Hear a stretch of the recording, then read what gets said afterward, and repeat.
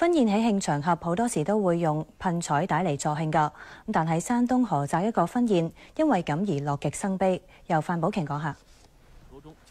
一對新人步入酒店會場接受賓客祝福嘅時候，親友攞起罐裝彩帶噴向佢哋，咁但係色彩繽紛嘅彩帶突然間着火，新娘首當其衝，新郎嘅頭髮亦都燒着咗。